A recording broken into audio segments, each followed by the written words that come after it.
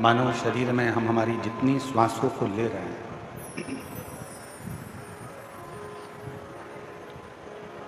इक्कीस 21,600 श्वास जो ये मानव शरीर में आप और हमको मिल रही है,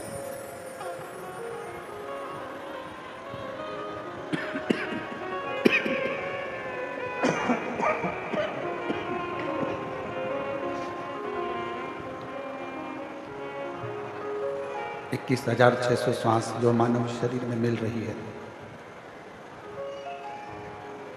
ये श्वासें उस शिव की ही कृपा से, उसकी करुणा से प्राप्त हो रही है। और बाहर आवाज नहीं जा रही है।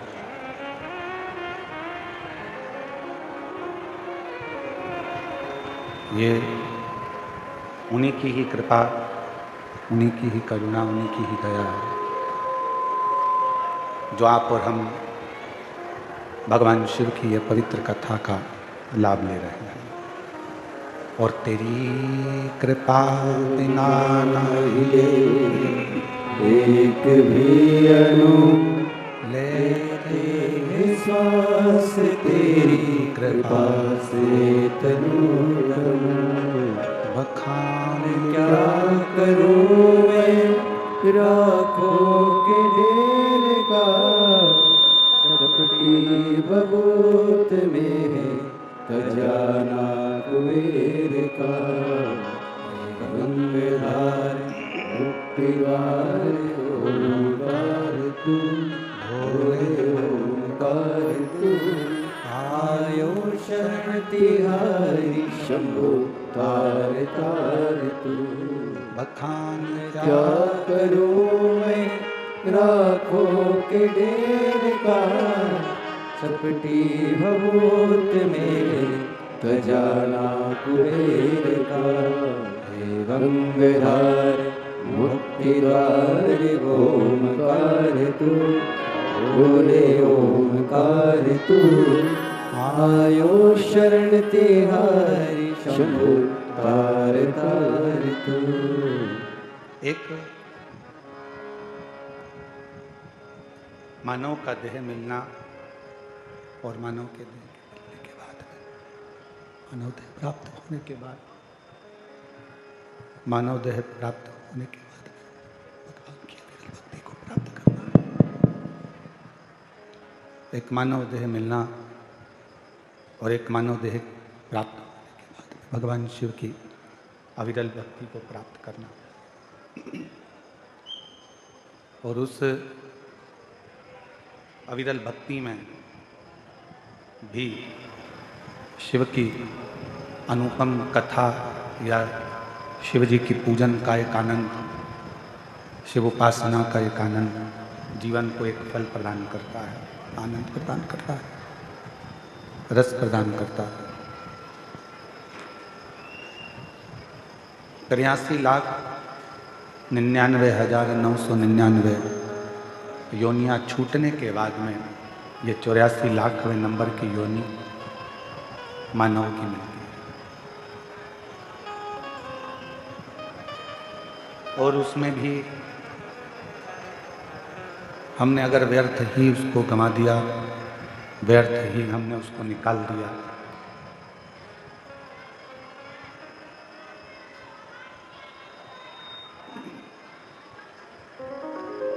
यदि हम व्यर्थ ही इन मानव देह को गंवा दें, प्रेशर खोल दो, सब दूर का प्रेशर नहीं है। यदि हम मानव देह को, मानव शरीर को यूं ही गंवा दें,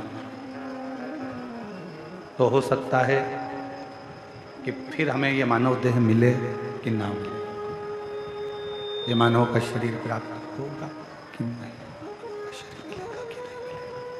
मानव का शरीर प्राप्त होगा कि नहीं होगा, मानव देह मिलेगा कि नहीं मिलेगा। और इस शरीर को भी जो हमें मिला है, आपको मिला है, ये मानव का जो शरीर,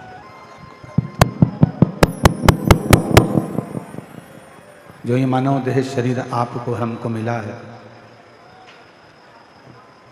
पूर्व का ना जाने कौन सा, आवाज खोलो ना, आवाज, पब्लिक की आवाज नहीं आ रही है।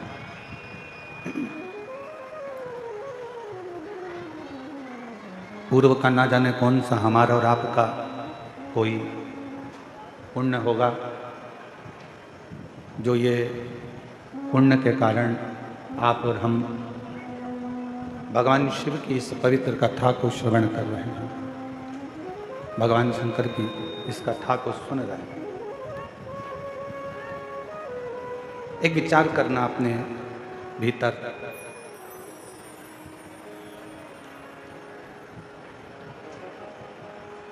बाहर के चोंगे सब बंद पड़े हैं, रोडों पे जो पब्लिक बैठी हुई है उनके चोंगे सब बंद पड़े हैं।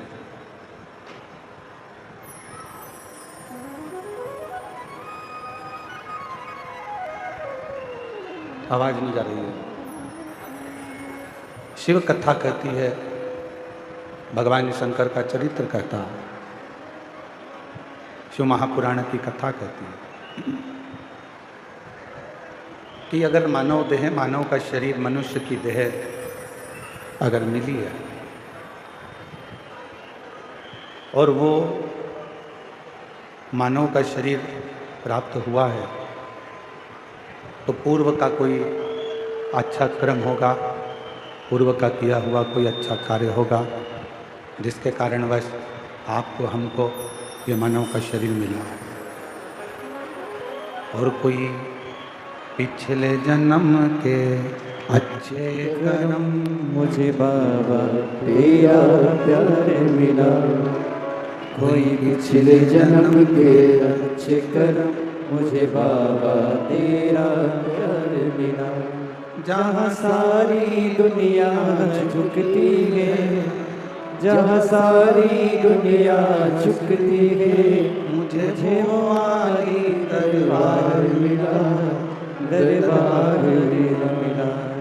कोई पिछले जन्म के अच्छे कर्म मुझे बाबा तेरा प्यार मिला, कोई पिछले जन्म के अच्छे कर्म मुझे बाबा तेरा प्यार मिला। जहाँ सारी दुनिया झुकती है, जहाँ सारी दुनिया झुकती है, मुझे वो आली दरबार मिला, दरबार मिला। कोई पिछले जन्म के अच्छे कर्म मुझे बाबा तेरा प्यार मिला, कोई पिछले जन्म के अच्छे कर्म मुझे बाबा तेरा प्यार मिला। कोई पिछले जन्म के अच्छे कर्म मुझे बाबा तेरा प्यार मिला, कोई पिछले जन्म के अच्छे कर्म मुझे बाबा तेरा प्यार मिला। कोई पिछले जन्म के अच्छे कर्म मुझे बाबा तेरा प्यार मिला। कोई पूर्व का अच्छा कर्म होगा, जिन कर्म के कारण आपको और हमको मनुष्य की देह मिली, मानव का शरीर मिला। और ये मानव का शरीर ना जाने कैसे पूर्व के कोई सुख से, पूर्व के कोई भजन से, पूर्व के कोई स्मरण से आपको हमको मिल गया। अब उसे व्यर्थ नहीं गंवाना। देखिए, आज कथा का कौन सा दिन है? जम के बोलो, चतुर्थी। क्या कहते हैं आज के दिन को? शिवरात्रि। और हमने पहले भी कहा कि आज के दिन की कथा और कल के दिन की कथा थोड़ी सावधानी से सुनो। लोग चिल्लाएंगे, आवाज़ लगाएंगे, कोई कुछ बोलेगा, कोई कुछ बोलेगा, कोई इधर से कोई उधर से, पर आप अपना पूर्ण ध्यान शिव जी की ओर अग्रसर। हर हर बोल बम का नारा है, बोल बम का नारा है। मिला मानव का देह, मिला मनुष्य का शरीर। अब इस शरीर में सबसे ज़्यादा जरूरी है मानव देह में एक विश्वास का होना।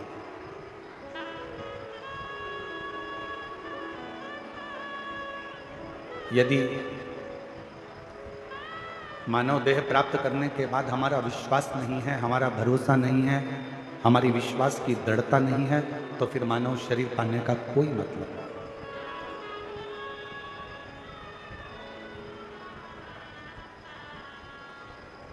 शिव महापुराण की कथा में आप और हमने श्रवण किया पूर्व में, दक्ष प्रजापति ने एक स्वयंवर रखा और दक्ष प्रजापति को यह मालूम था कि माता सती शिवजी से स्नेह करती है।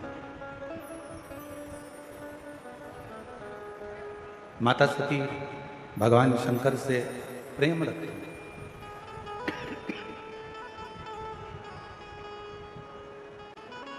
ये मालूम था, फिर भी 33 कोटि देवताओं को निमंत्रण दिया गया दक्ष प्रजापति की यहाँ सती मैया से विवाह करने के लिए।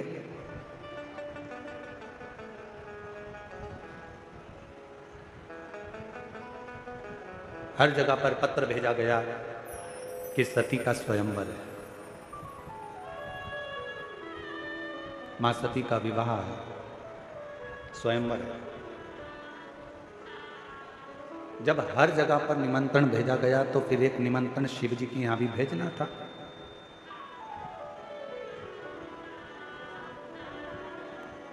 पर शंकर जी के यहां कोई निमंत्रण नहीं है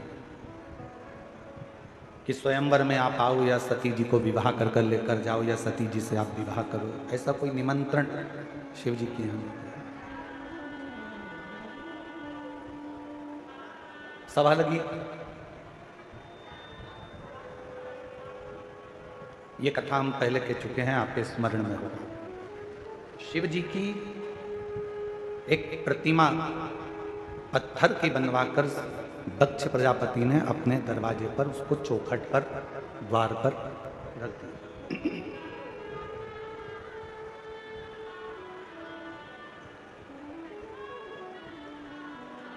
अब जो भी मंदिर में आ रहा है, जो भी दक्ष प्रजापति के यहाँ पर आ रहे हैं, जो भी दक्ष प्रजापति के यहाँ पहुंच रहे हैं, वो सब शिव जी की उस पत्थर की मूर्ति को देख रहे हैं।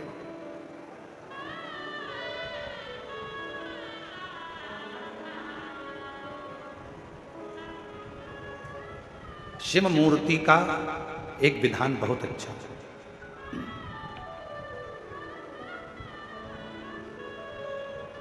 कई लोग शंकर भगवान की मूर्ति का निर्माण कर देते हैं, कई लोग शंकर भगवान की मूर्ति बनवा देते हैं कि शंकर भगवान की मूर्ति बनवाई है हमने, इतनी बड़ी बनवाई है हमने, इतना करा है हमने, ऐसा करा है हमने, वैसा करा है। मना नहीं है,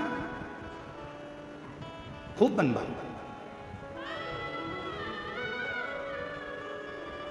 पर बनवा कर रखना ऐसी जगह पर जहां शिव भक्त उसका दर्शन कर लें। कोई भूल से भी अगर वहां से निकल कर जाए तो 2 अगरबत्ती लगा जाए, अगरबत्ती भी ना लगाए तो कम से कम एक बेलपत्र वहां पर कोई चढ़ाता हुआ चले।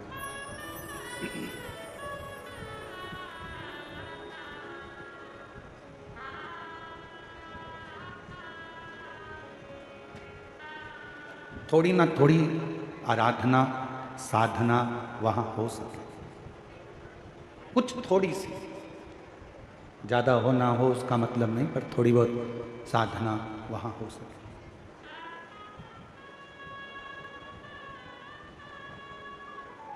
दक्ष प्रजापति ने अपने घर के दरवाजे के बाहर एक शंकर जी की मूर्ति बनवाई, स्वयंवर चालू हुआ, सती माता माला लेकर आई और उन्होंने वो माला किसी को भी नहीं पहनाई। ये कथा में आपने पहले भी सुना होगा, वर्णन किया व्यासपीठ से कि वो सती माता ने माला केवल घर से बाहर निकलकर दरवाजे पर जो द्वारपाल के रूप में शंकर जी की मूर्ति थी, उस मूर्ति को माला पहना दी और उस मूर्ति में से शंकर प्रकट हो गए और सती के साथ मंगल विवाह।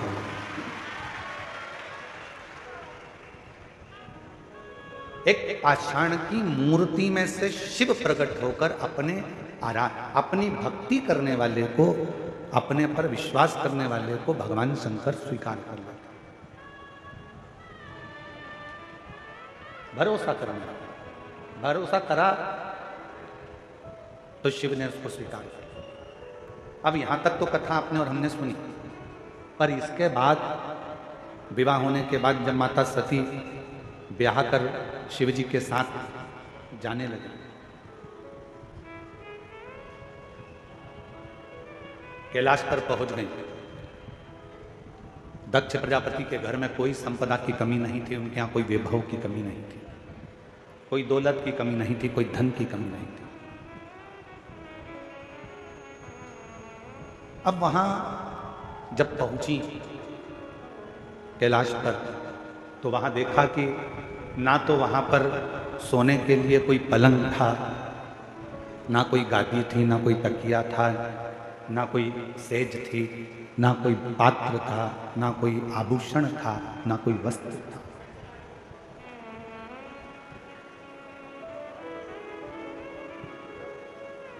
धर्मपत्नी का एक सबसे बड़ा लक्षण यह है,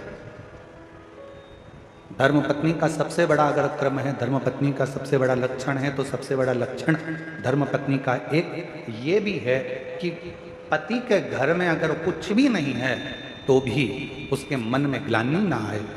विवाह माता पिता ने करा है, विवाह हुआ है, जिसके साथ मैं विवाह कर कर जा रही हूँ, जिसके साथ मैं शादी कर कर जा रही हूँ, अगर मेरे देवाधिदेव महादेव मेरे साथ में है तो पत्नी को ये विश्वास होना चाहिए कि मैं इस घर में सब कुछ लाकर भर सकती हूँ, इस घर में संपदावान बना सकती हूँ।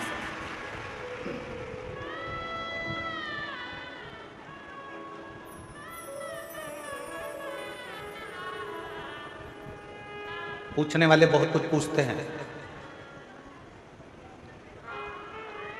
एक बार किसी ने पूछा, गुरुजी पत्नी को सीधे हाथ पर बैठना चाहिए कि उल्टे हाथ पर बैठना चाहिए?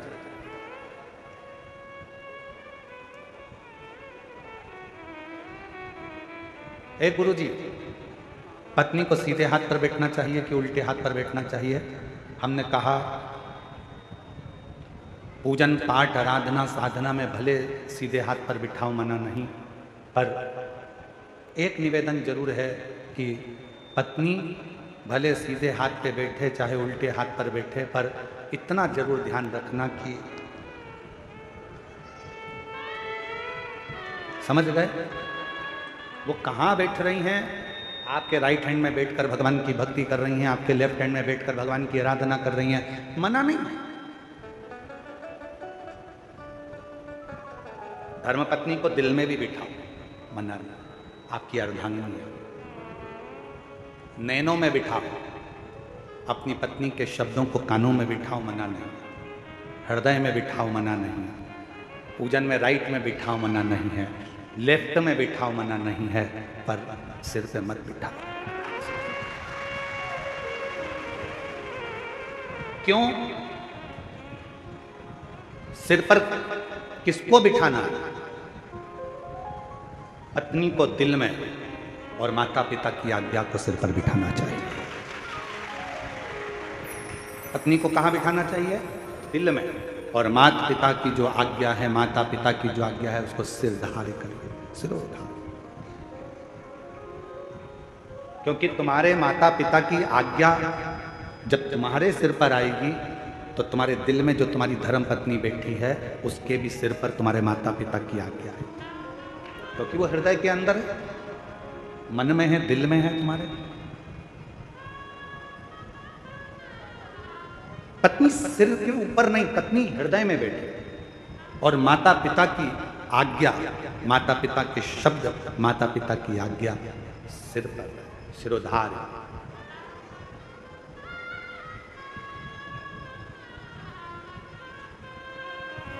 सती मैया ने देखा कि यहाँ पर कुछ भी नहीं है, सब बिखरा पड़ा है, ना तो यहाँ पर कोई सेज है, ना यहाँ कोई पलंग है, ना कोई गादी है, ना कोई तकिया है, ना कुछ है, ना कुछ है, पूरा की पूरा खाली पड़ा,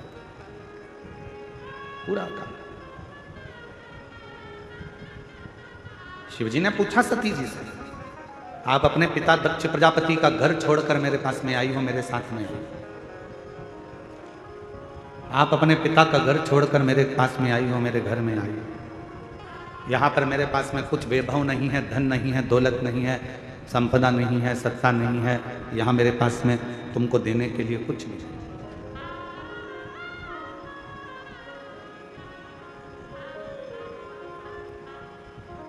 आपको अगर कुछ लगता हो तो आप बोलिए।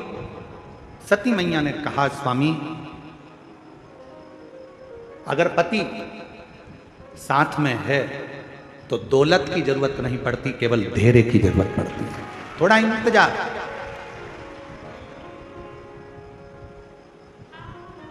और यदि हमारे भीतर थोड़ा सा भी धैर्य है, आज के ज़माने में धैर्य की बहुत बड़ी कमी हो गई। लोग कहते हैं कि मैंने तुम्हारे यहाँ काम करा तो मुझे उसके बदले में ये मिलना चाहिए, मैंने अगर एक लोटा जल चढ़ाया है तो उसके बदले में मुझे ये मिलना चाहिए, मैंने पशुपति व्रत करा है तो उसके बदले में मुझे ये मिलना चाहिए, मैंने ये काम करा है तो उसके बदले में मुझे ये प्राप्त होना चाहिए। शिव महापुराण की कथा कहती है, शंकर के मंदिर में जाना मेरा काम है और मेरी बिगड़ी बनाना शिव का काम है। कब बनाएगा, कैसे बनाएगा, कहां बनाएगा, कैसे बनाएगा, ये उसके ऊपर निर्भर है। थोड़ा इंतजार तो करो, प्रतीक्षा नहीं करिए। माता उर्मिला ने लक्ष्मण जी की प्रतीक्षा 14 वर्ष तक इंतजार करा है। मां उर्मिला, भरत जी ने 14 वर्ष तक इंतजार करा है भगवान राम का। कौशल्या जी 14 वर्ष इंतजार करती हैं भगवान राम का। मां जानकी जी लंका के अंदर बैठकर इंतजार करती हैं भगवान राम का। मां शबरी अम्बा बचपन से लेकर बुढ़ापे तक इंतजार करती हैं भगवान राम का। प्रतीक्षा, इंतजार, थोड़ा थोड़ा इंतजार जरूर है, थोड़ी प्रतीक्षा जरूर है। और फिर जब इंतजार समाप्त होता है, सामने हमारा परमात्मा खड़ा होता है, देवाधिदेव महादेव भगवान शिव खड़े होते हैं। जब हमारा देवाधिदेव महादेव, हमारा भगवान हमारे सामने होता है, तब एक सुख की अनुभूति होती है। आप में से कितने लोग हैं जिन्होंने रेल में सफ़र करा? जो रेल में बैठे हैं, कभी भी बैठे हो, कभी भी, हाथ उठाओ जरा। सब बैठे हो, रख लो। स्टेशन गए हो, रेलवे स्टेशन, रेल में बैठने के लिए? जम के तो बोलो। ठीक है, टिकट लिया? हाँ, टिकट ले लिया, स्टेशन पर पहुंच गए, किसका इंतजार कर रहे हो? जब तक रेल नहीं आती, जब तक ट्रेन नहीं आती, तब तक बेचैनी लगी रहती है।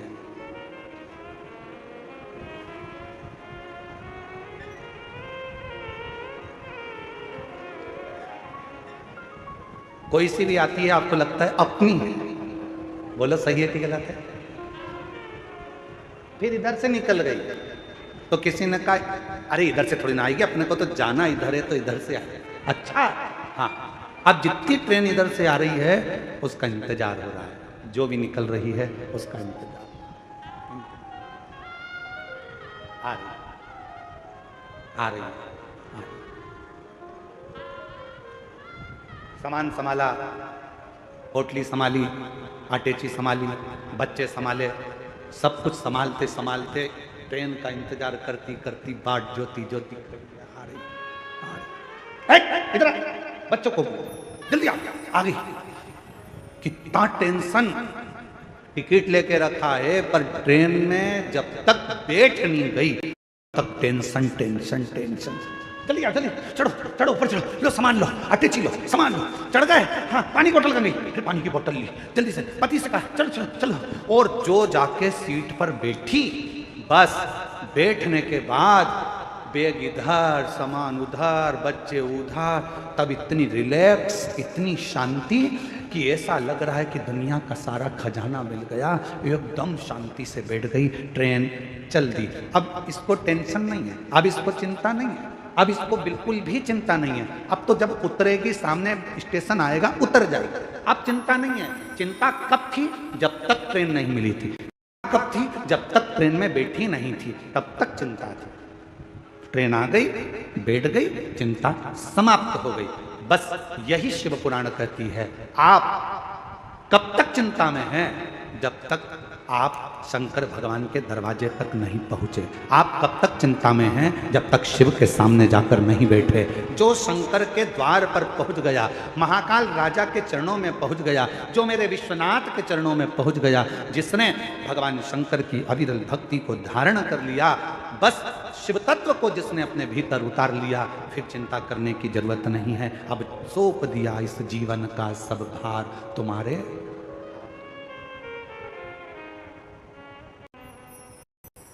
इस जीवन का सारा भार, सब कुछ अब तुम्हारे हाथों, सब कुछ।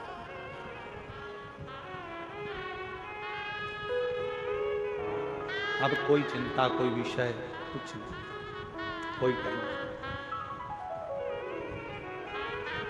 बैठ गई ट्रेन के अंदर, चिंता छोड़ दी। बस ट्रेन नहीं आई थी तब तक चिंता थी, बैठी नहीं तब तक चिंता थी। जब आ गई, जब तुम शंकर की शरणागति में पहुंच गए और शंकर जी के सामने बैठ गए, फिर कोई चिंता नहीं, कोई चिंता। हम तो बाबा के भरोसे चलते हैं, हम तो बाबा के भरोसे चलते हैं। ये दुनिया वाले जगते हैं, ये दुनिया वाले जगते हैं। हम तो बाबा के भरोसे चलते हैं, हम तो बाबा के भरोसे चलते हैं। ये दुनिया वाले जलते हैं, ये दुनिया वाले जलते हैं। डमरू वाले के भरोसे चलते हैं, काशी वाले के भरोसे चलते हैं। ये संपूर्ण जगत में चिंता त्यागने का केवल एक स्थान है, वो भगवान शंकर की शिव महापुराण की कथा और शंकर भगवान का शिवालय, जहां जाकर व्यक्ति की आधे से ज्यादा चिंता समाप्त हो जाए। एक पत्र है, देखिए,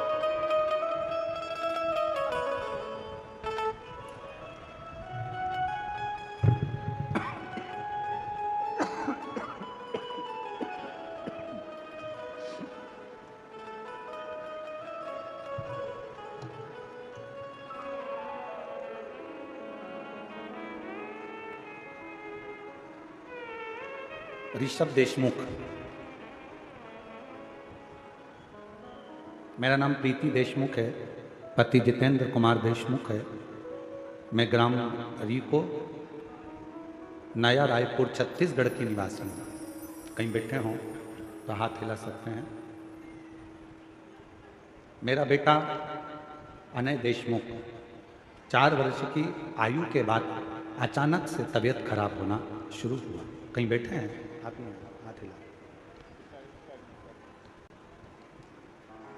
4 वर्ष की आयु के बाद में इसकी तबीयत खराब होना प्रारंभ हुई और अचानक तबीयत खराब होना शुरू हो गया। बच्चे को डॉक्टर को दिखाया तो डॉक्टर ने बच्चे को बहुत सारी न्यूरो बीमारी का लक्षण बताया और बोला कि छत्तीसगढ़ में इसका इलाज संभव नहीं है। बच्चे को हैदराबाद के बड़े हॉस्पिटल में रिफ़र कर दिया। एडमिट होते कि दूसरे दिन बच्चे का चलना फिरना, उठना बैठना, बोलना बात करना, आवाज़ आना बंद हो गया। यहाँ तक बच्चे को दोनों आँखों से दिखना भी बंद हो गया। पूरी तरह से आंखें चली गईं, दिखना बंद हो गया। बीमारी और बढ़ती गई। बीमारी की खोज करने के लिए बच्चे के सिर में एक बार ब्रेन बायोप्सी कराई गई, 4 बार कमर में बोन बायोप्सी की गई। विदेश में भी बड़े बड़े डॉक्टरों से बीमारी का पता लगाने का बोला पर नहीं लगा पाया। डॉक्टरों ने, विदेश के डॉक्टरों ने भी हाथ खड़े कर दिए और बोल दिया ये बच्चा जिंदगी भर ना देख पाएगा, ना खड़ा हो पाएगा, ना बोल पाएगा, ना सुन पाएगा। धीरे धीरे उसकी अवस्था ऐसी ही रहेगी। तब चारों तरफ काली ही काल नजर आ रहा था, कुछ समझ में नहीं आया। उस समय पर किसी के कहने पर भगवान शंकर पर विश्वास किया और भोले बाबा पर अपना विश्वास रख लिया। बाबा के भरोसे हो गए। बाबा की कृपा से शिव जी के मंदिर में झाड़ू पोछा, जल चढ़ाना, बेलपत्र लाना, बच्चे को देना प्रारंभ करा। आज बाबा की कृपा से इतना तो बाबा ने कृपा कर दी कि उसके हाथ पैर भी चले और उसकी आंखों से दिखना भी प्रारंभ हो गया। बच्चा आया है। शंभो श्री शिवाय नमस्तुभ्यम।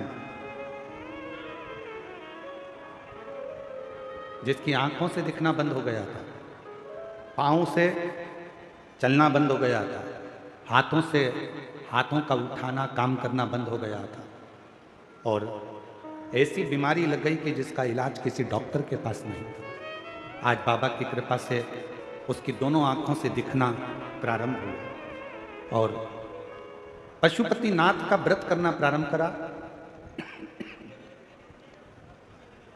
सुनना, समझना फिर प्रारंभ हुआ। इसको झटके आना चालू हो गए थे, वो झटके आना भी बंद हो गया और इसको झटके बंद करने के लिए इंजेक्शन लगते थे, वो इंजेक्शन लगना भी इसके बंद हो गए। बाबा की कृपा से 2018 में जो बीमारी हुई थी, 2019, 20, 21 में हम बाबा के भरोसे चलते चलते आज बाबा की कृपा से उसको हर 15 दिन में महीने भर के लिए हॉस्पिटल रखना पड़ता था। अब वो भी बंद हो गया। बाबा की कृपा से आज बच्चा भले व्हील चेयर पर आया है, पर इतना विश्वास जरूर है कि आने वाली कथा में मेरा बच्चा जरूर चलकर आएगा, ये भरोसा। आ जाओ, एक बेलपत्र ले जाना।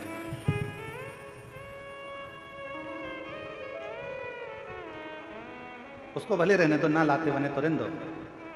ले आओ, ले आओ।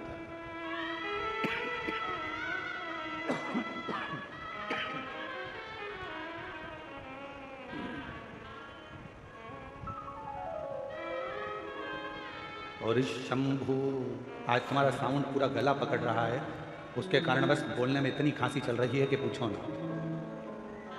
शंभु शरणे मांगो घड़ी रे घड़ी, दुख काटो दया करी दर्शन आपो। शंभु शरणे मांगो घड़ी रे घड़ी, दुख काटो दया करी दर्शन आपो। शिव कथा कर भगवान शंकर का चरित्र का राय शिव महापुराण की कथा कर। भरोसा,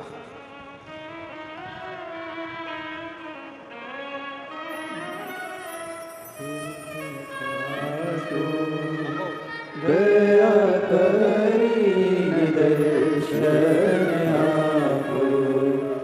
शंभु शरण पड़ी मांगो घड़ी रे घड़ी, दुख काटो दया करी दर्शन आपो। शंभु शरण पड़ी मांगो घड़ी रे घड़ी, दुख काटो दया करी दर्शन आपो। दोनों आंखों से दिखना बंद हो गया था, हाथ पैर चलना बंद हो गए थे, पूरा शरीर शिथिल सा हो गया था। इस पत्र में उन्होंने लिखा कि आज भी डॉक्टरों को ये नहीं मिल रहा कि ये बीमारी कौन सी है, ये बीमारी का पता नहीं चल पा रहा कि आखिर ये बीमारी है कौन सी बीमारी, कि जिस बीमारी में इस बच्चे के अगर आप फोटो का देखें, मैं आप लोग एलईडी पर आप लोग देख रहे हैं, दिख रहा है एलईडी पर, एक एक फोटो को देखिएगा कि क्या स्थिति पहले हुई, फिर क्या हुई, फिर क्या हुई, फिर क्या हुई, और धीरे धीरे चलना फिरना सब बंद हो गया था। और आज बाबा की कृपा से भले व्हील चेयर पर आया, पर शिव जी की कृपा से आया। एक बार जोरदार ताली बजाकर साथ।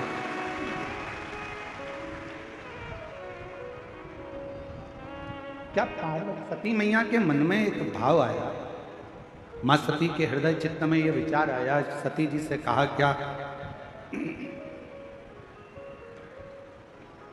ऐसा कोई क्रम है? यदि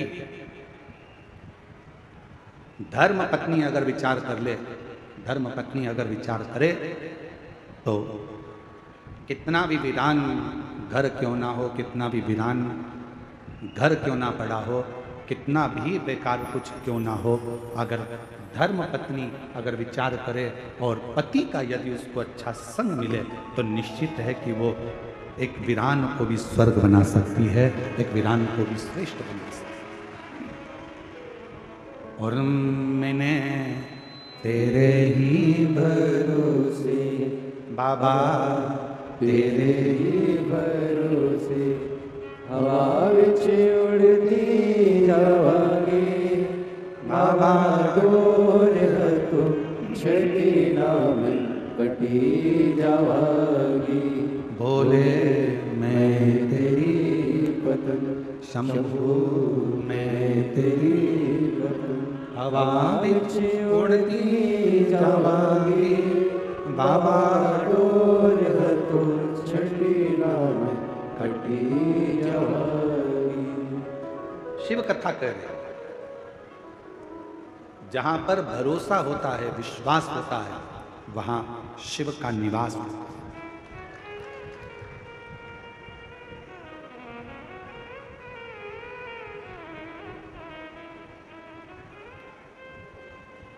एक रायगढ़ जिले के अंतर्गत, छत्तीसगढ़ के ही रायगढ़ जिले के अंतर्गत गहिरा गांव, सुना है नाम कि नहीं सुना? जम के तो बोलो, कौन सा गांव? गहिरा। वहां वनवासी क्षेत्र में एक बालक का जन्म हुआ, जिनका नाम था रामेश्वर। और आज पूरा क्षेत्र छत्तीसगढ़ उनको गहिरा गुरु के नाम से जानता है। जानते हो आप लोग? अरे जम के तो बोलो, गहिरा वनवासी क्षेत्र, आदिवासी क्षेत्र।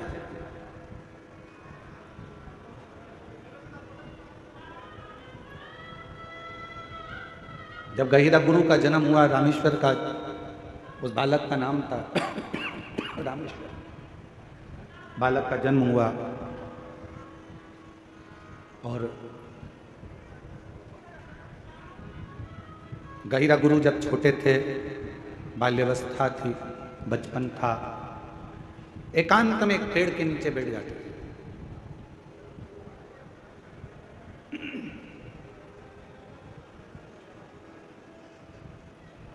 कई बार उनसे पूछा गया कि तुम एकांत में बैठते हो, किसका भजन करते हो, किसको पूजते हो, किसको बुलाते हो, किसका स्मरण करते हो, किसको याद करते हो? पर गहिरा गुरु, वो रामेश्वर बेटा, कुछ नहीं।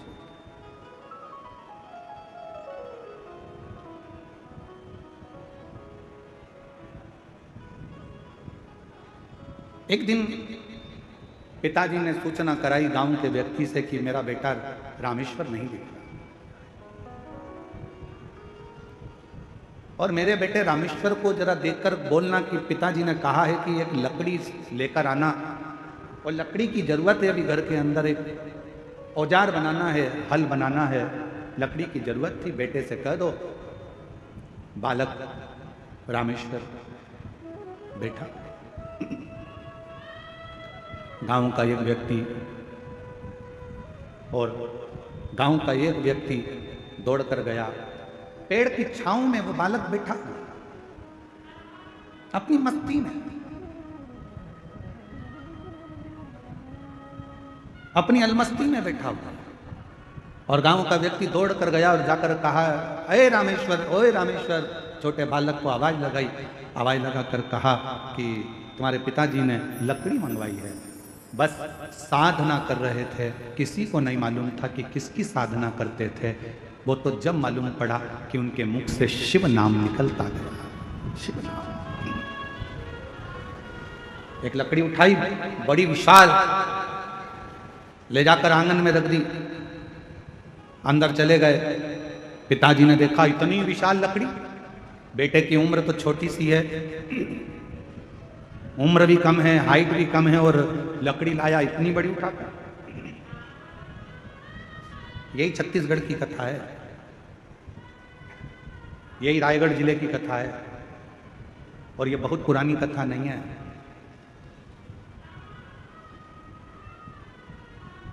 अभी की, ज्यादा पुरानी नहीं है, अभी की।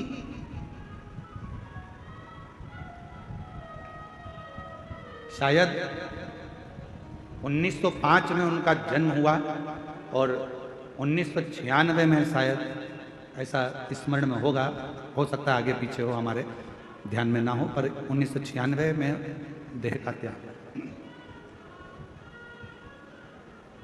और आगे पीछे भी हो सकता है, हम इतना पक्का नहीं कह सकते। कहते हैं कि बालक जिस लकड़ी को लाकर रखा था, पूरे गांव के लोगों ने उस लकड़ी को उठाना चाहा तो भी वो लकड़ी उठी नहीं, और बालक की उम्र मात्र 7 वर्ष की थी जिस लकड़ी के टुकड़े को वो लेकर। अब पिता को चिंता व्यापी, मेरे बेटे में ऐसा क्या है कि मेरा बेटा एक लकड़ी को उठा कर लिया और पूरे गांव के लोगों से वो लकड़ी नहीं उठ रही है। चिंता व्यापने लगी उनको, चिंता लगने लगी। हुआ क्या, जब एकांत में बेटा बैठता था तब समझ में आया कि यह बेटा कोई साधारण नहीं था, भगवान शंकर का कोई अंश स्वरूप, शिव का भजन करने वाला प्रकट। आज भी वहां पर गहिरा गुरु के नाम से ही उनको जाना जाए। आज भी आप कभी रायगढ़ के आसपास के कोई लोग बैठे हों और वहाँ गहिरा गांव के अंतर्गत अगर कभी गए हो तो उनको गहिरा गुरु के नाम से जाना, जानते हो आप लोग? आज भी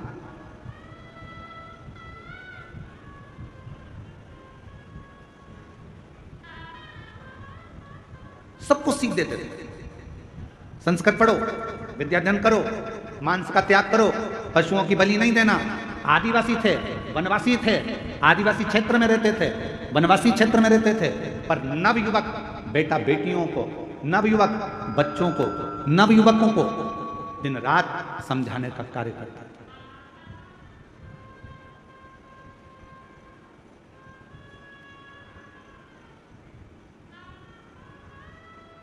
प्रत्येक को समझाना,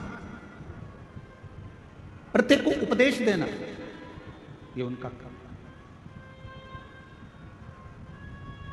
और महाराज, दुनिया के लोग नहीं पहचान पाए गहिरा गुरु को, रामेश्वर गहिरा गुरु को। वो तो उनकी निगाह में था कि बच्चा है, फिर बड़ा हो गया। लोग उनको कह देते थे, ये बताओ इसमें कहाँ विवेक, बताओ क्या करता रहता है। कहीं किसी को समझाएगा, कहीं किसी को समझाएगा, मांसाहार मत करो, ये मत करो, वो मत करो, वो मत करो, सबको समझा रहा है, सबको समझा रहा है, सबको उपदेश दे रहा है। शिव का भक्त, शंकर का उपासक संसार में जब भी जन्म लेता है वो अपना काम पूरा कर कर शंकर के ही धाम में चला जाता है। फिर दुनिया उसको पहचान पाए चाहे ना, दुनिया उसको पहचाने ना पहचाने, ये उसकी।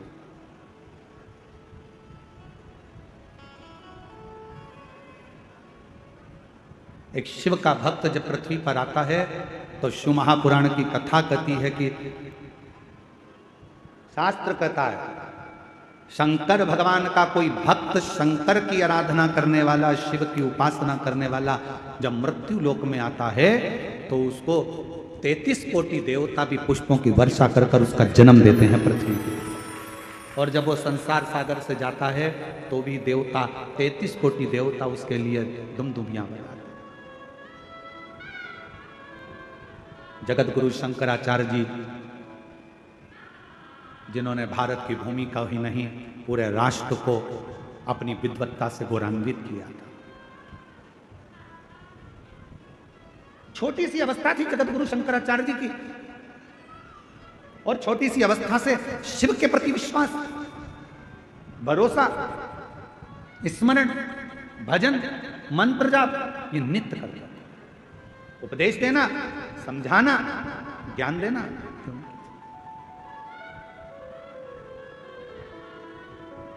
और उन्हीं जगत गुरु शंकराचार्य जी ने जो ये भारत को जगत गुरु के नाम से जो प्रसिद्धि मिली थी, भारत को जो विश्व गुरु के नाम से जो प्रसिद्धि मिली थी, वो भारत देश के ही जगत गुरु शंकराचार्य जी के कारण प्राप्त हो गई थी। पर जब तक पृथ्वी पर रहे, जगत गुरु शंकराचार्य जी जब तक पूरी पृथ्वी पर भ्रमण करते रहे, कहीं काशी गए तो उनसे उपदेश किए गए, कहीं कहीं पहुंचे तो उनसे उपदेश किए गए। विद्वान लोग उनसे जब देखो जब उपदेश करने के लिए, प्रश्न करने के लिए, नीचा दिखाने के लिए, अपशब्द बोलने के लिए तैयार रहते थे। पर जगत गुरु शंकराचार्य की मस्ती में, शंकर की मस्ती में मस्त रहते थे, शिव की आराधना। और आज भी वो जगत गुरु शंकराचार्य जी की चार पीठ, जिस पे चार भारत के गौरव जगत गुरु शंकराचार्य चारों पीठ पर बैठे हुए हैं, वो भी हमारे मार्गदर्शक हैं, वो भी हमारे भारत की भूमि को गौरवान्वित करते हैं।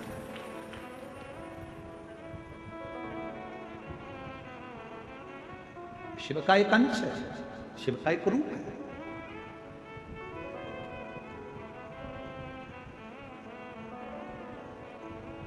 एक विश्वास के बल पर परमात्मा की प्राप्ति हो सकती है। इस पत्र के माध्यम से, इस पत्र में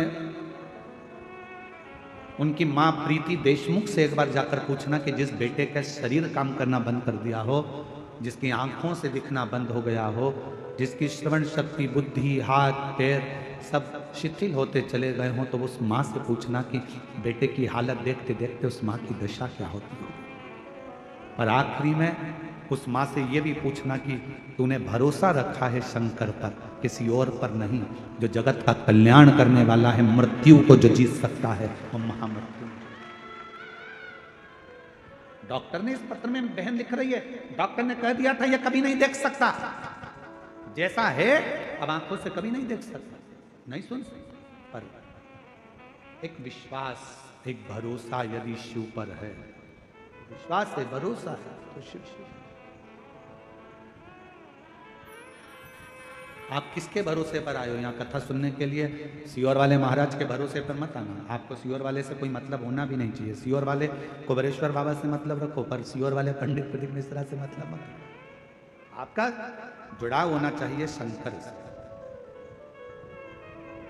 जगत गुरु शंकराचार्य जी ने अपने से नहीं जोड़ा लोगों को, जगत गुरु शंकराचार्य जी ने शंकर से जोड़ा दुनिया के। और रायगढ़ के गहिरा गुरु जी ने भी बस एक ही काम करा कि खुद से नहीं जोड़ा। गहिरा गुरु जी ने कहा सत्यमय जीवन जियो, सनातन को पकड़ो और अपने भगवत भजन में शिव की भक्ति को लीन। शिव की एक आराधना गहिरा गुरु जी दिखाते हैं। कहते थे गहिरा गुरु जी जिस व्यक्ति के सामने पहुंचते थे वो व्यक्ति अपना गलत कर्म करना छोड़ देता था। एक बार मालूम पड़ा गहिरा गुरुजी को अवस्था हो गई युवानी की, किसी ने कहा कि पास के गांव में बहुत लोग उत्पात मचाते हैं, वहां पर सुना है कि कोई भूत रहता है, कोई प्रेत रहता है, कोई पलित रहता है। गहिरा गुरुजी ने कहा भूत भी होता है? हाँ। तो गहिरा गुरुजी ने मन में विचार करा अगर भूत होता है तो भूतनाथ भी होता है। कई लोग हमारे पास आकर कहते हैं हमारे पड़ोसी को हवा लग गई है। हमने कहा मोबाइल की हवा है कि कंप्यूटर की हवा है? हवा कौन सी लगी? कहा कोई प्रेत हवा लग गई। फिर किसी ने कहा कोई हवा लग गई, प्रेत लग गया, भूत लग गया। शिव महापुराण की कथा कहती है शंकर भगवान ने माता पार्वती से कहा सुन पार्वती, जिसके आंगन में बेलपत्र का वृक्ष होता है, जो साल में एक बार भी बेलपत्र को मुख के अंदर रखकर निगल जाता है या उसको खा लेता है, सुन पार्वती, जो शिवलिंग पर चढ़े हुए जल का 3 बार आचमन कर लेता है, उसको जिंदगी में ना तो कोई भूत लग पाता है ना कोई प्रेत लग पाता है। क्यों? तो कहा सारे भूत प्रेत भूतनाथ के अधीन है, और वो भूतनाथ कोई दूसरा नहीं तेरा पति देवादित्य महादेव है। जब भूतनाथ अंदर बैठा है, बेलपत्र का अंश कई साल तक दुनिया के लोग कहते हैं भोजन पचा, निकल गया, भोजन पचा, ब्लड बन गया। शिव महापुराण की कथा कहती है बेल पत्र में, बेल के फल में वो अंश होता है। दुनिया में केवल एक ही फल ऐसा होता है जो पेड़ में लगा लगा पक भी जाता है, और अगर कोई नहीं तोड़ता तो वापस कच्चा भी हो जाता है। वो दुनिया में एक ही फल है और वो बेल का फल। बेल पत्र के वृक्ष में जो फल लगता है, बेला क्या बोलते हैं उधर पे, बेले बोलते हो ना, बेला का जो फल होता है उसको पेड़ में से मत तोड़ो, धीरे धीरे धीरे पका हुआ वापस कच्चा हो जाएगा, फिर अगले साल पक्का हो जाएगा, फिर कच्चा हो जाएगा। केवल दुनिया में एक ही वृक्ष है जिसका फल पकने के बाद वापस कच्चा हो जाता है। केवल एक बेलपत्र का पत्ता ऐसा होता है जो शरीर में सालों साल तक अगर जो खा लेता है, शरीर में वो शिव के रूप में विराजमान हो जाता है, अटल अजर और अमर रह जाता है, तो समाप्त नहीं होता, समाप्त नहीं होता।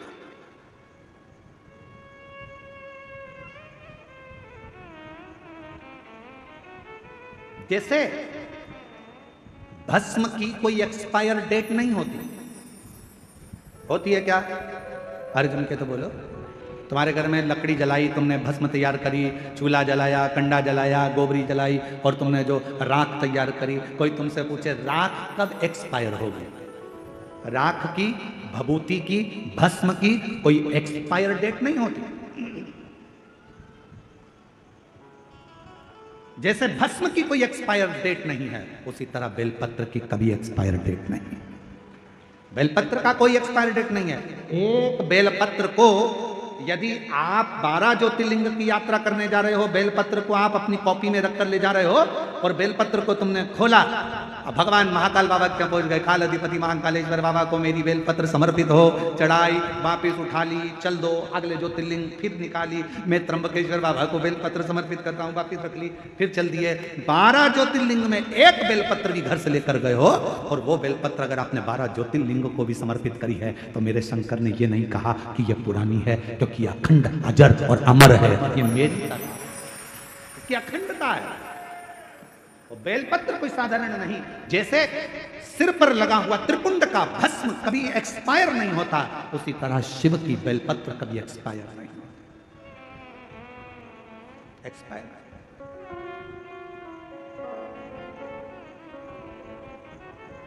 इसलिए आप लोगों से निवेदन करते हैं,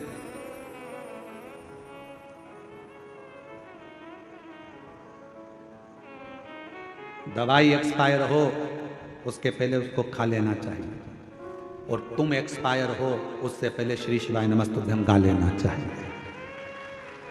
मरने के पहले भगवान का नाम गा लो। मृत्यु के पर्यंत परिवार वाले बैठकर कहेंगे शांति के लिए 2 मिनट का मौन धारण करो। सारे ऑफिसर होन भी लाइन से खड़े होंगे, 2 मिनट का मौन धारण करो। क्या होगा 2 मिनट का मौन धारण करने से? क्या आत्मा को शांति मिल जाएगी? नहीं, 2 मिनट का मौन धारण करने से आपको शांति मिल रही है, आत्मा को नहीं। शांति कब मिलती है? जब जीते जी 2 मिनट का मौन रखकर श्री शिवाय नमस्तुभ्यम कह लेता, पंचाक्षर मंत्र जप लेता, षडाक्षर मंत्र जप लेता, तो शांति मिलती। उस समय पर वो शांति का अनुभव नहीं कर पाएगा।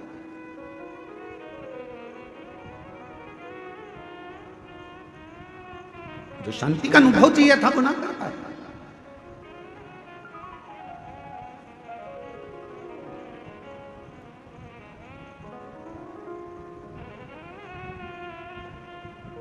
कभी प्रयास करना, बहुत ज्यादा टेंशन हो, डिप्रेशन में हो, ऐसा लग रहा है कि मेरा तो सिर फटे जा रहा है चिंता के कारण, शिव मंदिर में जाना, शंकर जी को 1 लोटा जल चढ़ाकर जो जल बहकर निकले उस जल में 3 उंगलियां भिंगाना और अपने मस्तक पर एकदम स्थित होकर वो 3 उंगलियां अपने मस्तक पर तेजी से लगा लेना और दबा लेना, और मंत्र का स्मरण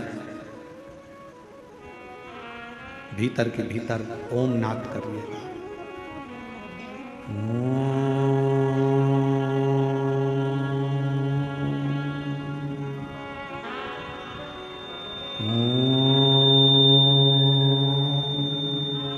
भीतर नाद। चलो एक प्रैक्टिकल करके देखते हैं। अपना सीधा हाथ लो, हृदय से विचार करो कि मैं शंकर भगवान को जल चढ़ा रही हूं 1 लोटा। जमीन पर उस हाथ का स्पर्श करो। अभी की अभी देखो, जितने बैठे हो सब, और बिल्कुल स्थिर रहकर जमीन का स्पर्श कर 3 उंगलियां लीजिए हाथ में, और अपने मस्तक पर बिल्कुल दबाकर नेत्र बंद करिए, एकदम सटीक बैठिए स्तुप, और सबको बोलना है 3 बार ओम का नाद अच्छी तेजी में, अंदर से बोलना है, बाहर से नहीं, चिल्लाना नहीं है, नाद करिए। सिर में दबाओ 3 उंगली को और बोलना प्रारंभ करो।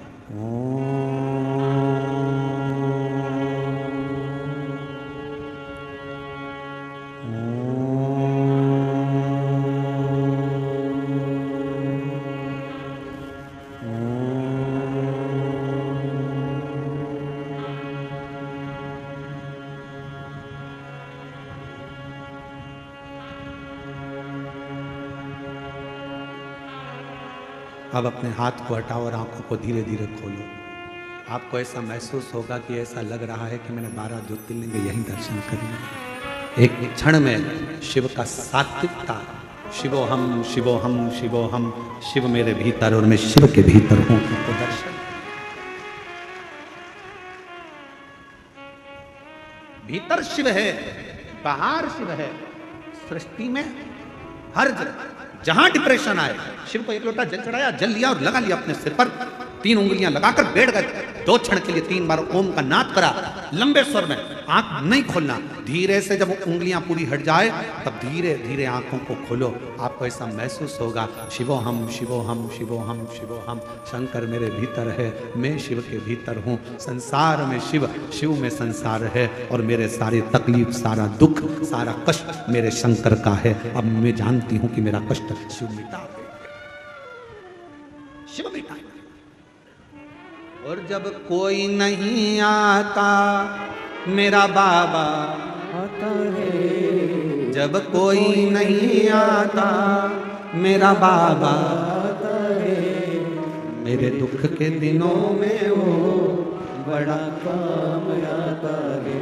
आप उसको जानो, शिव शिव है सबके भीतर। सती मैया के अंदर सती जी ने कहा कि मुझे चिंता नहीं व्याप रही है, सब कुछ अच्छा होगा, समय आएगा, हो जाएगा।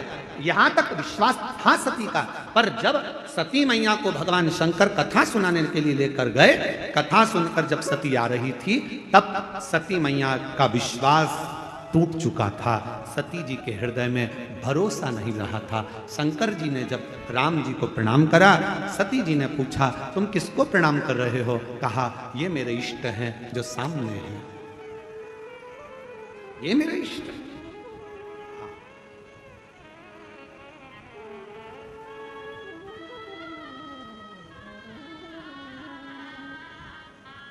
ये जो सामने है ये मेरे इष्ट हैं। सती जी ने कहा तुम्हारे इष्ट राम जी हैं? हाँ। अगर राम जी इष्ट हैं तो फिर रो क्यों रहे? अब सती माता को कौन समझाए? संसार सागर में अगर जन्म लिया है, परमात्मा भी अगर पृथ्वी पर जन्म लेकर आता है तो उनको रोना ही पड़ता। माता कौशल्या जी ने राम जी को जब देखा, देखकर माता कौशल्या जी ने कह दिया था, माता पुनि बोली सोमति डोली, तजहु तात यह रूपा, की जैसे सुलीला अति प्रिय शीला, यह सुख परम अनुपा, सुनी वचन सुजाना और रोदन ठाना, होई बालक सुर भूपा। राम जी कहते हैं माँ मैं जन्म ले चुका हूँ। कौशल्या जी कहती है हमारे यहाँ इतना बड़ा बच्चा जन्म नहीं लेता, छोटे हो जाओ। राम जी को छोटा कर दिया कौशल्या जी ने। अब कौशल्या जी कर रही है तो रो। राम जी कहते हैं मैं दुनिया को रुलाता हूँ माँ। ये हम सबके लाडले ठाकुर कल्लू जी महाराज के पावन चरणों में नमन करते हुए, दंडवत करते हुए, परम पूजनीय विश्वविख्यात पूज्य गुरुदेव के पावन चरणों में नमन करते हुए, दंडवत करते हुए, प्रणाम करते हुए, और आप सभी शिव भक्तों के पावन चरणों में नमन करते हुए आज हम सभी सुंदर चतुर्थ दिवस की कथा पूज्य गुरुदेव के पावन सानिध्य में श्रवण करेंगे। इससे पहले स्वागत के क्रम में मेरा यजमान परिवार से निवेदन रहेगा, व्यासपीठ पर पधारकर व्यासपीठ का पूजन कर पूज्य गुरुदेव से आशीर्वाद प्राप्त करें। और अमलेश्वर कथा के मुख्य यजमान खंडेलवाल परिवार भी हमारे बीच में पधारे हैं। मेरा आपसे भी निवेदन रहेगा, आप भी व्यासपीठ पर पधारकर व्यासपीठ का पूजन कर पूज्य गुरुदेव से आशीर्वाद प्राप्त करें। एवं जिन्होंने कांकेर कोकपुर की पवित्र भूमि पर जो शिव महापुराण की कथा करवाई थी, वो यजमान परिवार भी हम सभी के बीच में पधारे हैं। मेरा आपसे भी निवेदन रहेगा, आप भी व्यासपीठ पर पधारकर व्यासपीठ का पूजन करें एवं पूज्य गुरुदेव से आशीर्वाद प्राप्त करें। और जैसा कि आप सभी को ज्ञात है, सुंदर 5 दिवसीय श्री शिव महापुराण की अलौकिक दिव्य कथा हम सभी पूज्य गुरुदेव के पावन सानिध्य में श्रवण कर रहे हैं। यही कथा पूर्ण होने के बाद 26 जून से 2 जुलाई तक 7 दिवसीय श्री शिव महापुराण की अलौकिक दिव्य कथा हम सभी बेजापुर जिला छत्रपति संभाजी नगर महाराष्ट्र की पवित्र भूमि पर दोपहर में 1 बजे से 4 बजे तक श्रवण करेंगे। सुंदर 5 जुलाई से 9 जुलाई तक गुरु शिव महापुराण की अलौकिक दिव्य कथा हम सभी बाबा कुबेर भंडारी के पावन चरणों में बैठकर 5 दिवसीय श्रवण करेंगे। ऐसा ही सुंदर कथा का क्रम पूज्य गुरुदेव के पावन सानिध्य में चालू रहता है। हम सभी पूज्य गुरुदेव के पावन सानिध्य में रोज प्रतिदिन नित्य नई नूतन कथाएं श्रवण करते हैं। और जैसा कि आप सभी को ज्ञात है, पूज्य गुरुदेव के पावन सानिध्य में जो सेवा के कार्य कंकर शंकर की पवित्र भूमि पर चल रहे हैं, जिसमें विश्व की बड़ी भोजनशालाओं में से एक भोजनशाला जो कि कुबेर भंडारी के पावन धाम पर चालू रहती है, जिसमें लाखों सैकड़ों भक्त रोज प्रतिदिन भोजन प्रसादी का आनंद लेकर अपने जीवन को कृतार्थ में करते हैं, आनंद में करते हैं। और एक सुंदर बड़ी धर्मशाला का निर्माण कार्य भी पूज्य गुरुदेव के पावन सानिध्य में चल रहा है। जिसमें 251 कमरों का निर्माण कार्य चल रहा था, पर पूज्य गुरुदेव के आदेश अनुसार उसी धर्मशाला में निर्माण कार्य बढ़ाते हुए अब 351 कमरों का निर्माण कार्य पूज्य गुरुदेव के सानिध्य में चल रहा है। और सुंदर एक बड़ी हॉस्पिटल का निर्माण कार्य भी पूज्य गुरुदेव के पावन सानिध्य में चल रहा है। रोज प्रतिदिन 24 घंटे 2 एम्बुलेंस की सेवाएं भी कंकर शंकर की पवित्र धारा पर उपलब्ध रहती है। छोटा प्राथमिक उपचार केंद्र भी पूज्य गुरुदेव के पावन सानिध्य में चालू रहता है, जिसमें जो भी भक्त कुबेर भंडारी के पावन धाम तक पहुंचते हैं उन भक्तों को किसी भी प्रकार का कष्ट ना हो। और जो गोवंश बढ़ता है तो 4 से 5 हजार गौ माताओं की सेवा हो सके, 4 से 5 हजार गौ माताओं को रखी जा सके, ऐसी एक सुंदर बड़ी गौशाला का निर्माण कार्य भी पूज्य गुरुदेव के पावन सानिध्य में चल रहा है। इन्हीं सेवा के कार्यों में जिन दानदाताओं ने, जिन बाबा साहों ने अपनी सुंदर सी योग राशि समर्पित की, उन सभी पुण्यचारी पावनचारी दानदाताओं के नाम गुप्त दान में जींद हरियाणा से सुंदर 501 रुपए की सुंदर सी योग राशि आपने समर्पित की, बहुत बहुत धन्यवाद। उषा सरोज जी सूरत गुजरात से सुंदर 1001 रुपए की सुंदर सी योग राशि समर्पित की। यशो तिवारी जी अहमदाबाद से 501 रुपए की सुंदर सी योग राशि समर्पित की। प्रमोद पांडे जी लखनऊ से 501 रुपए की सुंदर सी योग राशि समर्पित की। ओम कुमार जी मुजफ्फरपुर से 1001 रुपए की सुंदर सी योग राशि समर्पित की। अजय शाही जी उत्तर प्रदेश से 501 रुपए की सुंदर सी योग राशि समर्पित की। सुषमा देवी जी जम्मू एंड कश्मीर से 501 रुपए की सुंदर सी योग राशि आपने समर्पित की। गौरव जी काला मोहाली से 1001 रुपए की सुंदर सी योग राशि आपने समर्पित की। भावना जी श्रीवास्तव फरीदाबाद से 501 रुपए की सुंदर सी योग राशि आपने समर्पित की। मनोज जी महाजन महाराष्ट्र से 501 रुपए की सुंदर सी योग राशि आपने समर्पित की। अनुराधा जी कुमारी पटना से 501 रुपए की सुंदर सी योग राशि आपने समर्पित की। गुड़िया जी जायसवाल दरभंगा से 501 रुपए की सुंदर सी योग राशि आपने समर्पित की। राजकुमार जी शर्मा जयपुर राजस्थान से 601 रुपए की सुंदर सी योग राशि आपने समर्पित की। धर्मेंद्र तारा जी साहू भोपाल मध्य प्रदेश से 1551 रुपए की सुंदर सी योग राशि आपने समर्पित की। शिव किशोरी त्रिपाठी जी लखनऊ से 1100 रुपए की सुंदर सी योग राशि समर्पित की। संजय कुमार जी साहा सहरसा से 1100 रुपए की सुंदर सी योग राशि आपने समर्पित की। बल्लभ मंदवार जी उदयपुर राजस्थान से 501 रुपए की सुंदर सी योग राशि समर्पित की। बिंदु शर्मा जी उत्तर प्रदेश से 1001 रुपए की सुंदर सी योग राशि समर्पित की। केदारनाथ जी जायसवाल ठाणे से 2100 रुपए की सुंदर सी योग राशि समर्पित की। दीप्ति जी चंद्रावत जयपुर से 501 रुपए की सुंदर सी योग राशि समर्पित की। सुशांत कुमार जी जमशेदपुर से 501 रुपए की सुंदर सी योग राशि आपने समर्पित की। सुंदर विचार आपके सुंदर सी योग राशि आपने समर्पित की, बहुत बहुत धन्यवाद। अनामिका सिंह जी बिहार से 501 रुपए की सुंदर सी योग राशि समर्पित की। विमल किशोर जी बिहार से 501 रुपए की सुंदर सी योग राशि आपने समर्पित की। गुप्त दान में 11,000 रुपए की सुंदर सी योग राशि आपने समर्पित की। सुंदर विचार आपके बहुत बहुत धन्यवाद। सुनीता जी झा पुणे से 501 रुपए की सुंदर सी योग राशि आपने समर्पित की। सुषमा दुबे जी संभाजी नगर से 501 रुपए की सुंदर सी योग राशि आपने समर्पित की। सुमामी सिंह जी पटना से 501 रुपए की सुंदर सी योग राशि आपने समर्पित की। विजेंद्र देवी जी नोएडा से 501 रुपए की सुंदर सी योग राशि आपने समर्पित की। प्रिया सिंह जी जयपुर से 501 रुपए की सुंदर सी योग राशि समर्पित की। कामोद जी कुमार दरभंगा से 501 रुपए की सुंदर सी योग राशि समर्पित की। जुगल किशोर जी भावसार बड़वानी से 500 रुपए की सुंदर सी योग राशि आपने समर्पित की। जोगिंदर जी यमुना नगर से 501 रुपए की सुंदर सी योग राशि आपने समर्पित की। स्व कौशलेंद्र जी यादव दुर्ग से 501 रुपए की सुंदर सी योग राशि आपने समर्पित की। सतपाल जी भारद्वाज बल्लभगढ़ से 1100 रुपए की सुंदर सी योग राशि आपने समर्पित की। अंजू कुमारी जी मुजफ्फरपुर से 501 रुपए की सुंदर सी योग राशि आपने समर्पित की। अजय कुमार साहा जी सुल्तानगंज से 1100 रुपए की सुंदर सी योग राशि आपने समर्पित की। मन्नू लाल जी परासिया से 3051 रुपए की सुंदर सी योग राशि आपने समर्पित की, बहुत बहुत धन्यवाद। पूनम जी राजपूत दिल्ली से 2100 रुपए की सुंदर सी योग राशि आपने समर्पित की। राजीव जी मेहरा आगरा से 1100 रुपए की सुंदर सी योग राशि आपने समर्पित की। आशुतोष जी शुक्ला गाजियाबाद से 5100 रुपए की सुंदर सी योग राशि आपने समर्पित की। सुंदर विचार आपके बहुत बहुत धन्यवाद। सत्य प्रकाश शर्मा जी 501 रुपए की सुंदर सी योग राशि आपने समर्पित की। पवन कुमार जी सोनी राजस्थान से 1551 रुपए की सुंदर सी योग राशि आपने समर्पित की। विक्रम जी पुरी जलंधर से 501 रुपए की सुंदर सी योग राशि आपने समर्पित की। चिंतमन जी बादशाह जलगांव महाराष्ट्र से 501 रुपए की सुंदर सी योग राशि आपने समर्पित की, बहुत बहुत धन्यवाद। अरविंद उपाध्याय जी ठाणे से 1001 रुपए की सुंदर सी योग राशि आपने समर्पित की। राजेंद्र कुमार जी सक्सेना कोटा राजस्थान से 501 रुपए की सुंदर सी योग राशि आपने समर्पित की। रोहित जी अकोला महाराष्ट्र से 1111 रुपए की सुंदर सी योग राशि आपने समर्पित की, बहुत बहुत धन्यवाद। कार्तिक राम जी भटगांव से 501 रुपए की सुंदर सी योग राशि आपने समर्पित की। कल्याणी श्रीधरण जी पुणे से 1001 रुपए की सुंदर सी योग राशि आपने समर्पित की। विमलेश तिवारी जी फरीदाबाद से 501 रुपए की सुंदर सी योग राशि आपने समर्पित की। नेहा अनिल बगड़े जी चंद्रपुर से 1001 रुपए की सुंदर सी योग राशि आपने समर्पित की। रूपा सागर जी बिलासपुर से 501 रुपए की सुंदर सी योग राशि आपने समर्पित की। शांता बहन जी बासवानी से दाहोद गुजरात से 1100 रुपए की सुंदर सी योग राशि आपने समर्पित की। जासू भाई जी बड़ोदरा से 501 रुपए की सुंदर सी योग राशि आपने समर्पित की। कौशला सबाई जी तेलंगाना से 1001 रुपए की सुंदर सी राशि आपने समर्पित की। शालिनी जी दुर्ग छत्तीसगढ़ से 501 रुपए की सुंदर सी राशि समर्पित की। नीलम जी दीक्षित दिल्ली से 500 रुपए की सुंदर सी राशि आपने समर्पित की। ललित जी गुरुग्राम से 501 रुपए की सुंदर सी राशि आपने समर्पित की, बहुत बहुत धन्यवाद। परेश जी बाड़किया बड़ोदरा से 2200 रुपए की सुंदर सी राशि आपने समर्पित की, बहुत बहुत धन्यवाद। सुजाता जी गुप्ता मधुबनी से 501 रुपए की सुंदर सी राशि आपने समर्पित की, बहुत बहुत धन्यवाद। सभी दानदाताओं को मैं हृदय की आनंद गहराई से नमन करता हूं, दंडवत करता हूं, प्रणाम करता हूं। सुंदर सी राशि आपने समर्पित की। और जो भक्त अपनी सुंदर सी राशि समर्पित करना चाहते हैं तो वे टीवी स्क्रीन पर श्री मिथिलेश सेवा समिति के 2 अकाउंट नंबर चल रहे हैं, एक्सिस बैंक का और सेंट्रल बैंक ऑफ इंडिया का।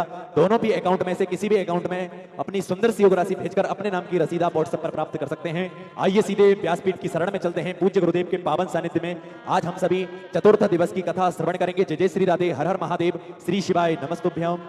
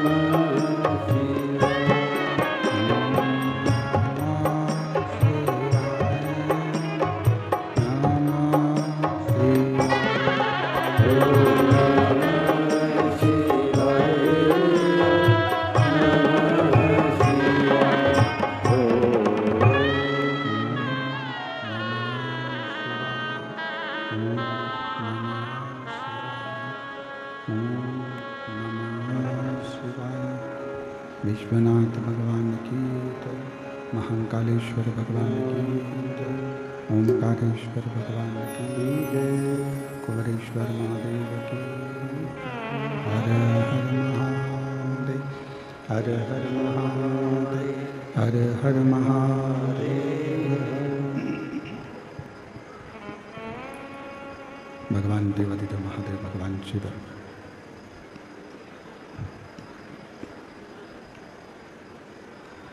ओगरदानी कृपाल त्रिकालदर्शी कैलाशी अविनाशी भगवान शिव, जिनकी पुनीत पावन पवित्र शिव महापुराण की कथा संपूर्ण विश्व के कल्याण हेतु बाबा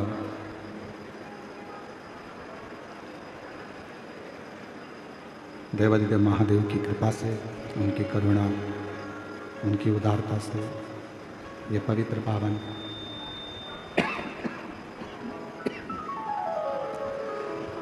शिव महापुराण की कथा श्रवण करने का सौभाग्य बाबा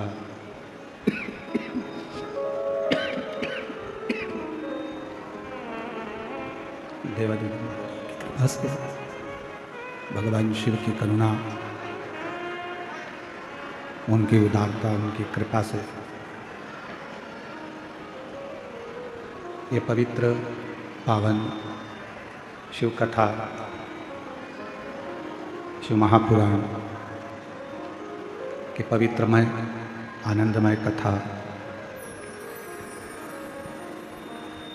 महाकाल परिवार निकुंज जिला दुर्ग छत्तीसगढ़ के द्वारा आयोजित की गई है। कथा के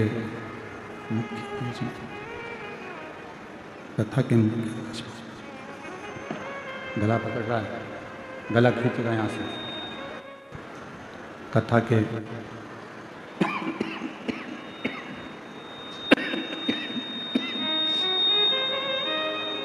मुख्य यजमान सरयू प्रसाद देशमुख जी, टिकेश्वरी देवी देशमुख जी, श्री रुपेश देशमुख जी, श्री बेस कम करके श्री रुपेश देशमुख जी, लीलावती जी देशमुख जी, समस्त महाकाल परिवार निकुंज जिला दुर्ग छत्तीसगढ़। एक बार सभी यजमान परिवार के लिए जोरदार ताली बजाकर स्वागत वंदन अभिनंदन। जो ये पवित्र पावन शिव महापुराण की कथा भगवान शिव की कृपा से, उनकी उदारता से, उनकी करुणा, उनकी दया से आप और हमको श्रवण करने का सौभाग्य प्राप्त हुआ है। और जब तक शिव की कृपा ना हो